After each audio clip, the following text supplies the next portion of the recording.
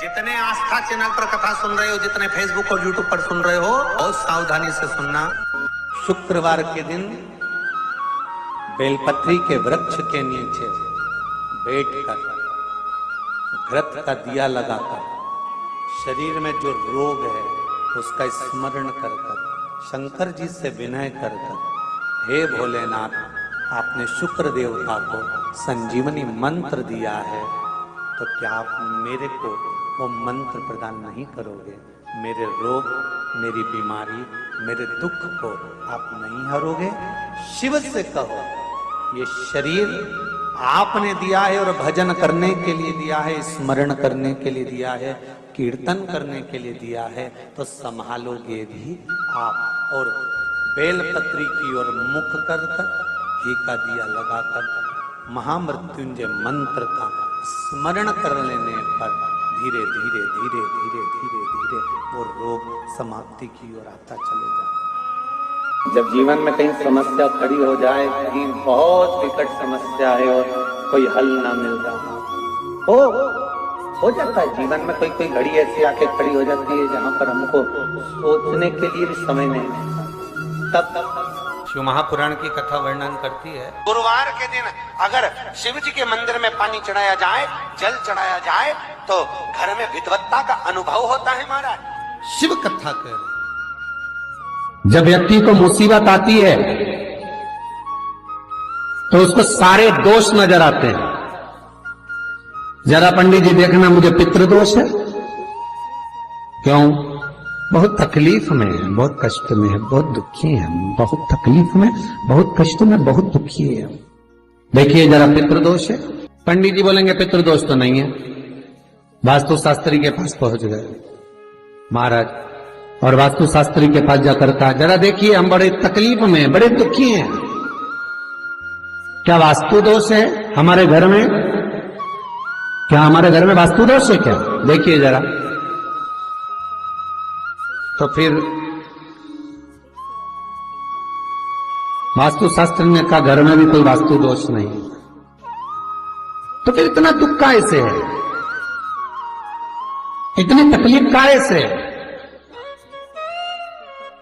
आप जो परमात्मा का भजन करोगे, कीर्तन करोगे, नाम जाप करोगे, स्मरण करोगे, कर्म अच्छा करोगे, तो ही तो ठीक होगा। महाराज जरा देखो, हमारे घर में कोई दोष तो नहीं है वास्तु का? वास्तु दोष नहीं है। अब पितृ दोष नहीं है, वास्तु दोष नहीं है, फिर का एक काम करो, हम बड़े तकलीफ में हैं, जरा हमारी जन्म पत्रिका देखो, जरा जन्म लग्न देखो, जन्म पत्रिका देखो, पत्रिका में तो दोष नहीं है।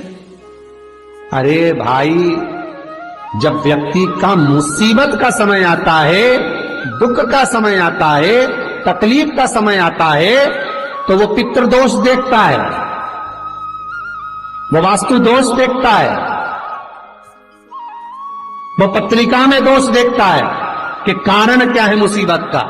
बस दिक्कत एक ही है कि वो अपने कर्म में दोष नहीं देखता कि मेरे ये पितृदोष, ये वास्तु दोष, ये सारे दोष तो बाद के हैं, पर सबसे पहला दोष है कि जो कर्म करा है वो कैसा करा, उसके अनुसार मुसीबत आई है, उसके अनुसार हम दुख झेल रहे हैं।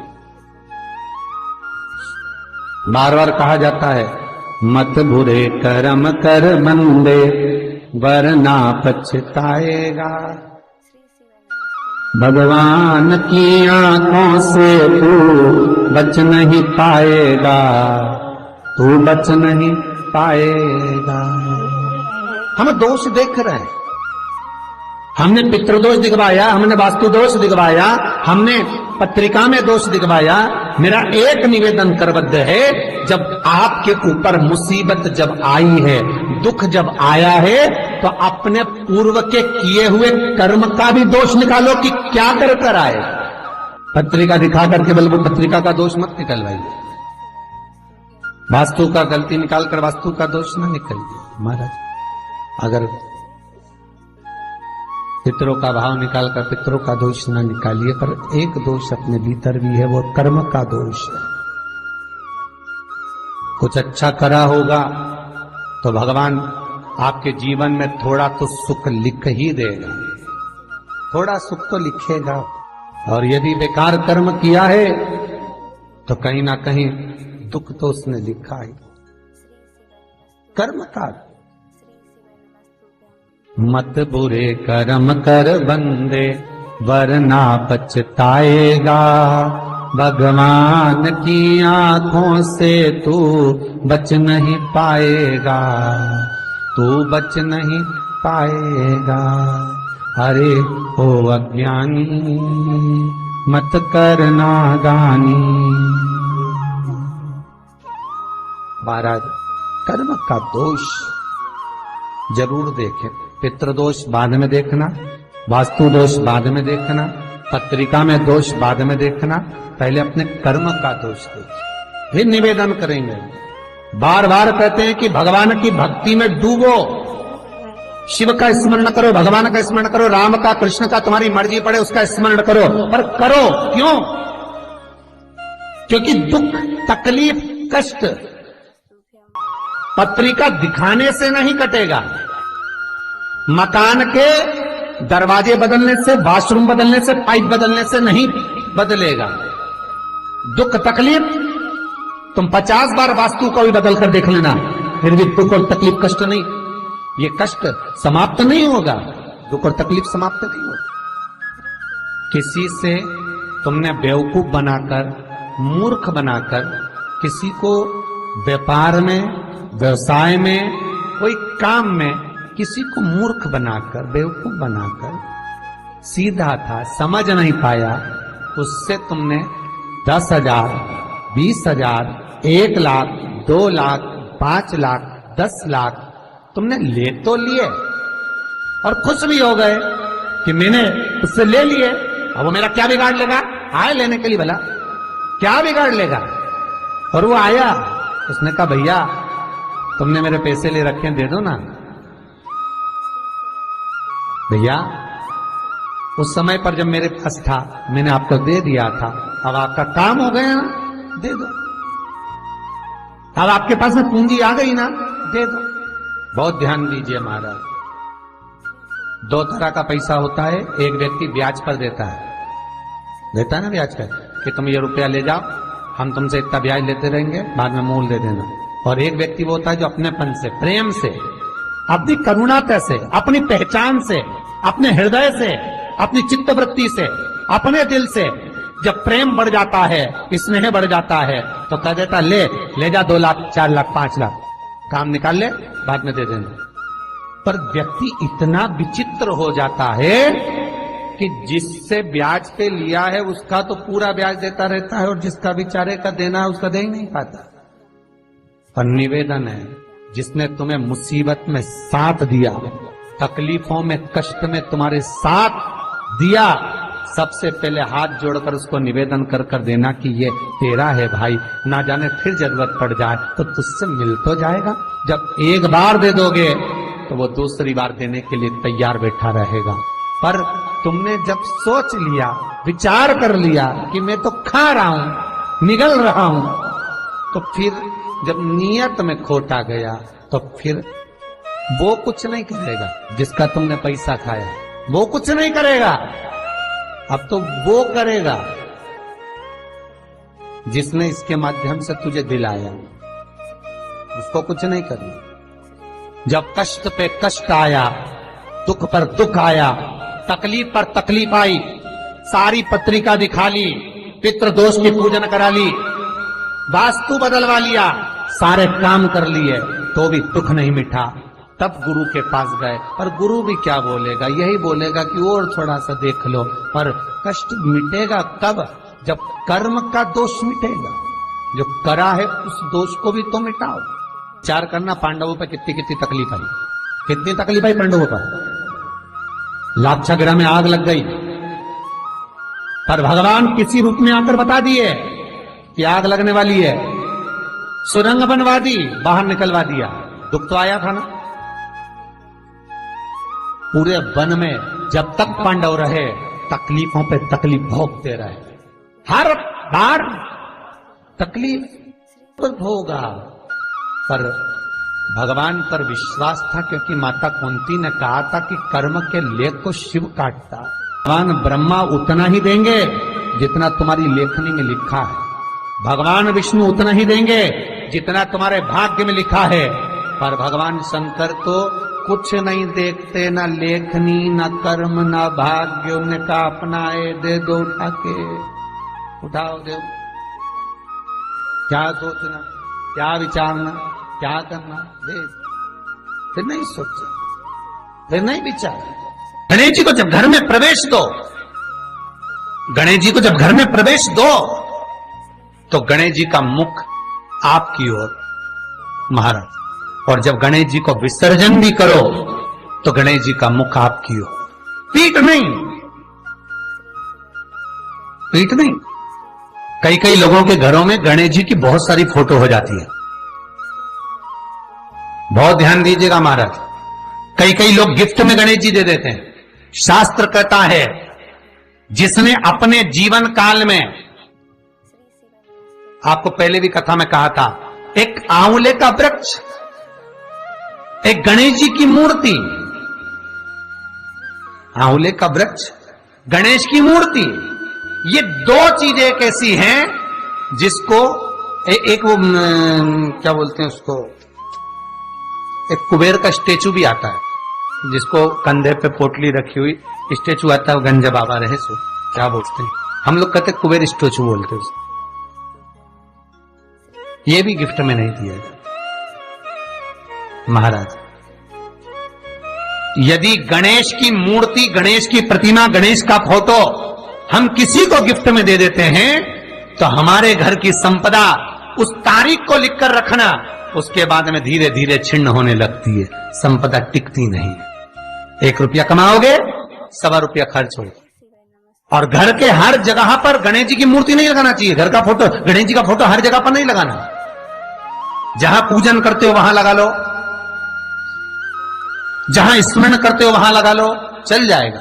पर सारे घर में ना जाने कौन कौन सी दिशा में, और यहां तक कई लोग साल भर गणेश जी रखते हैं, तो उनसे भी निवेदन है साल भर गणेश जी रखो, मना नहीं है, पर गणेश जी रखना कौन सी दिशा में चाहिए उसका भी शास्त्र प्रमाण वर्णन करता है महाराज,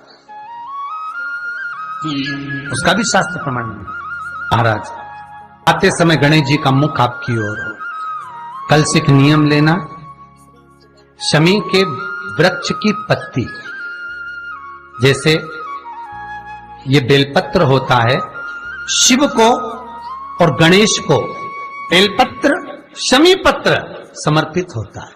आपको कथा में वर्णन किया था, 33 कोटि देवताओं को भले बेलपत्र नहीं चढ़ेगा, पर 33 कोटि देवताओं को शमी पत्र चढ़ता है।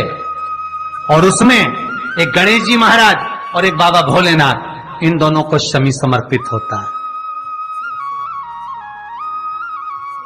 शमी पत्र समर्पित होता है महाराज।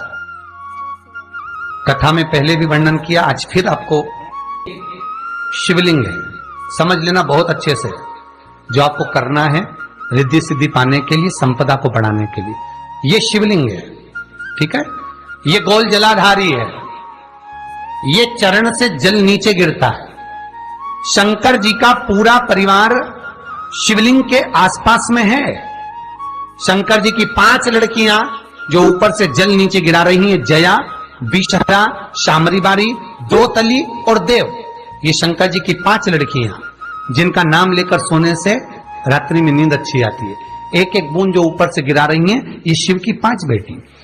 जहां से जल नीचे गिरता है, शिवलिंग का जो जल नीचे जाता है, उसके राइट भाग में गणेश जी का स्थान, लेफ्ट भाग में कार्तिकेय का स्थान, बीच में शंकर जी की सबसे छोटी लड़की अशोक सुंदरी का स्थान।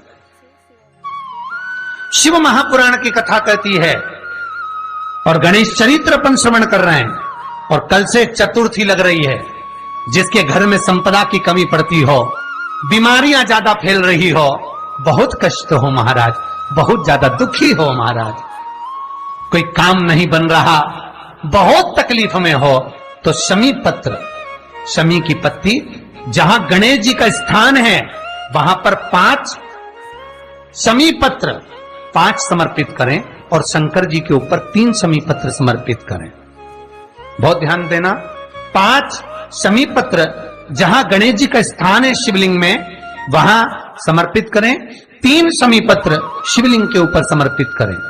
1 शमी पत्र शंकर जी की चौखट पर लेफ्ट भाग में जाते समय आपका उल्टा हाथ, जब मंदिर से निकलो तो उल्टे हाथ पर लेफ्ट भाग में शंकर जी की चौखट पर समर्पित करें एक शमी पत्र। और महाराज घी का दिया जहां लेफ्ट भाग में आपने शमी पत्र रखा है, मंदिर में ना दिया लगाकर बाहर की ओर जहां शमी पत्र रखा है उसके ठीक साइड में एक घी का दिया लगा दीजिए। केवल गणेश चतुर्थी से लेकर अनंत चतुर्दशी तक गणेश पुराण कहती है भगवान गणेश जी का, मोर ध्वज का, मयूर ध्वज गणेश का नाम लेकर जो ये दीप शमी पत्र चढ़ा देता है उसके घर से कभी रिद्धि सिद्धि नहीं जाती, वैभव प्रतिष्ठा नहीं जाती। कर कर देखना अगले साल तक आपका व्यापार कितना चलता है हमको बताना जरूर, करके देखो एक बार। गणेश पुराण का, शिव महापुराण का यह प्रसंग करिए, जीवन में उतारिए। चतुर्थी से लेकर अनंत चतुर्दशी तक गणेश जी का मूल स्थान। आपको गणेश जी की मूर्ति पर चढ़ाने का नहीं बोल रहा है। क्यों नहीं बोल रहा है? क्योंकि गणेश जी की आप प्रतिष्ठा करोगे तो वो टेम्परेरी है, 10 दिन के लिए कर दिया फिर वापस विसर्जन कर दिया। पर जहां शंकर मंदिर में बैठ गए, शिवलिंग स्थापित हो गया, वहां ना जाने कितने समय से शंकर की आराधना हो रही है, वहां गणेश जी सदा विराजमान है, सदा आराधना। और देखो ये 10 दिन में अगर आपने शमी पत्र बिल्कुल मन से समर्पित करा है ना, तो मेरा विश्वास कहता है शिव महापुराण का, मेरे बाबा विश्वनाथ की कृपा कहती है, मेरा मन कहता है 10 दिन के अंदर आप शमी चढ़ाएंगे ना तो कुछ ना कुछ अच्छी खबर जरूर मिलेगी, ये पक्का है। पर हमें बताना जरूर, व्हाट्सएप पर हो, मैसेज जरूर करना कि क्या फायदा हुआ आपको 10 दिन के अंदर, बोलना जरूर, कर कर देखिए। शिव स्मरण, भगवान गणेश जी। तीसरा क्रम, जी की मूर्ति जब लेकर आओ तो गले में जनेऊ के रूप में या कमर पर सर्प जरूर होना चाहिए। गणेश जी की मूर्ति में जनेऊ के रूप में सांप हो या कमर पर बंधा हुआ सांप हो, वो गणेश जी संपदा देने में पीछे हटते ही नहीं। गणेश जी की मूर्ति में कंधे पे जनेऊ के रूप में सांप हो या पेट पर, कमर पर सांप बंधा हो, वो संपदा देने में कमी नहीं रखी, अपार संपदा। शिव पुराण कहती है चाहे सोमवार करो, मंगलवार करो, बुधवार करो, एकादशी करो, प्रदोष करो, तुम्हारी मर्जी पड़े जो व्रत करो, पर तुम्हारे चेहरे पर उस व्रत में प्रसन्नता होना चाहिए। अगर चेहरे पर प्रसन्नता नहीं है, भगवान उस व्रत को स्वीकार नहीं करता। आज हरतालिका तीज है, कल चतुर्थी है, पंचमी है, आप जो भी व्रत करो आपके चेहरे पर एक प्रसन्नता का भाव होना चाहिए कि मैं आनंद से भगवान को रिझाने के लिए ये व्रत कर रही, भगवान को पाने के लिए होना चाहिए भाई। अगर गणेश जी महाराज आपके घर में आ रहे हैं, भगवान कृष्ण आपके घर में आ रहे हैं, भगवान राम आपके घर में आ रहे हैं, सदगुरु आपके दरवाजे पर पधार रहे हैं, भगवान गणेश जी महाराज आपके यहां प्रवेश कर रहे हैं, तो दरवाजे के दोनों कोने पर, दोनों दीवार के साइड में 2 स्वस्तिक बनना चाहिए, एक हल्दी का, एक कुंकू का। और स्वस्तिक बनाकर जब गणेश जी प्रवेश करें आपके घर के अंदर, तब 2 घी के दिए दोनों ओर जलना चाहिए रिद्धि सिद्धि के लिए। तब प्रवेश मेरे गणेश जी महाराज सीधा चरण अंदर रखकर प्रवेश करिए और गणेश जी की स्थापना करिए। और स्थापना के समय पर 2 बिंदी, जहां गणेश जी बैठे साइड में कोई दीवार हो तो एक हल्दी की, एक कुंकू की बिंदी जरूर लगाएं। क्यों? जब आखिरी दिन हम अनंत चतुर्दशी के दिन गणेश जी को जब विदा करें तो ये रिद्धि और ये सिद्धि, ये कुंकू और हल्दी की बिंदी नहीं, ये रिद्धि और सिद्धि हैं। बहुएं हमारे घर में रह जाए, भले बेटा काम पर चले जाए। क्या होता है, रिद्धि सिद्धि हम साथ में गणेश जी के विसर्जन कर देते हैं। अगर बिंदी नहीं लगाते तो रिद्धि सिद्धि गणेश जी के साथ चली जाती है। अगर 2 बिंदी हमने दीवार पर लगा दी तो वो रिद्धि सिद्धि घर में रह जाती है, गणेश जी जरूर विसर्जन हो जाते। उसको रखो।